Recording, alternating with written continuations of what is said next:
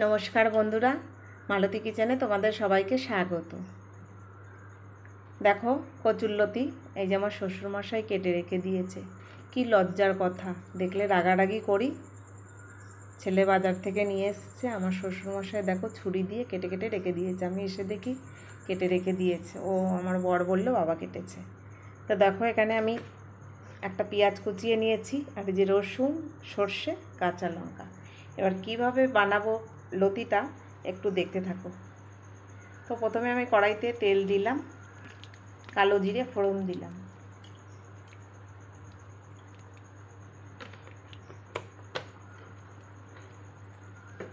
এবার কুচনো পেঁয়াজটা দিয়ে দিলাম।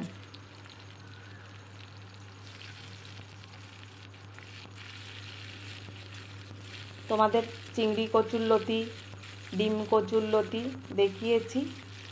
আজ সর্ষে বাটা দিয়ে কচুরলতি বানাচ্ছি। কচুরলতি আসলেই তোমাদের কচুরলতি রেসিপি থাকবে, এখনও আছে, দেখাবো। এবার দেখো চারটে কাঁচা লঙ্কাও দিয়ে দিলাম এখানে।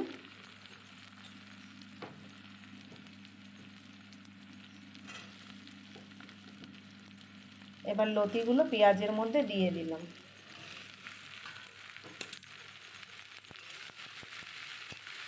এবার একটু নেড়ে নেব।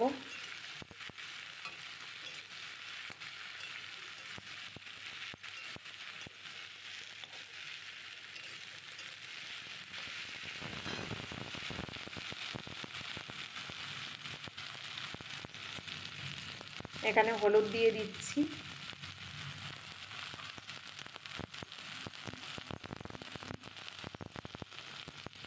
লবণও দিয়ে দিচ্ছি।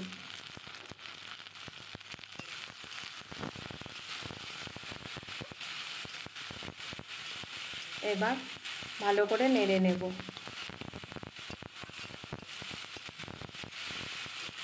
কি বলবো, শাশুড়ি মা নেই তো, তাই এই সমস্ত জিনিসগুলো বিশ্বাস করতে পারবে না। আমার শ্বশুরমশাই শাক আনলেই বলে দাও মা বেছে দিই। আমি থাকলে আমিও বাছি, উনিও বাছে। আর কচুরলতিও সেম তাই, বাড়িতে থাকলে করা হয়, না থাকলে আমার শ্বশুরমশাই উনি রেডি করে রেখে দেয়।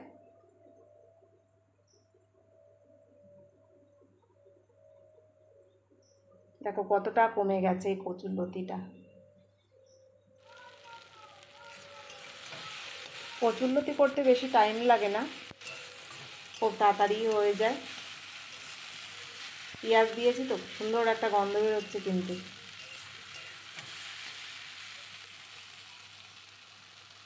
তা অনেকেই সর্ষে বাটা দিয়ে খাও বা পেঁয়াজ দিয়েই খাও। তো বন্ধুরা এইভাবে একবার এই পেঁয়াজ আর এই সর্ষে বাটার সঙ্গে রসুন কাঁচা লঙ্কা বেটে একবার বানিয়ে খেয়ে দেখো, ভীষণ ভালো লাগে খেতে।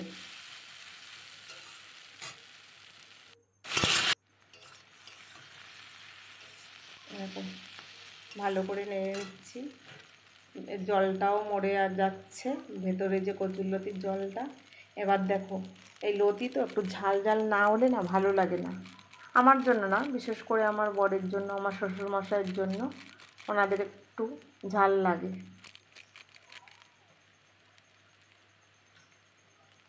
তার জন্য একটু গুঁড়ো লঙ্কা দিয়ে দিলাম এখানে। কাঁচা লঙ্কাও বেটেছি সর্ষের সঙ্গে।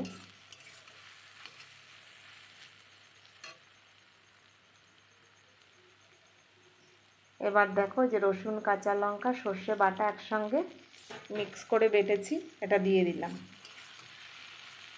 খেতে কিন্তু দারুণ লাগে।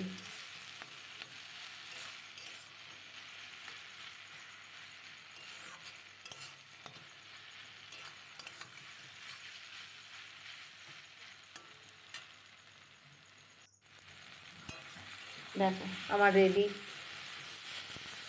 তো বন্ধুরা, ভিডিওটা ভালো লাগলে লাইক কমেন্ট শেয়ার সাবস্ক্রাইব করে দিও, ফেসবুক পেজটাকে ফলো করে দিও।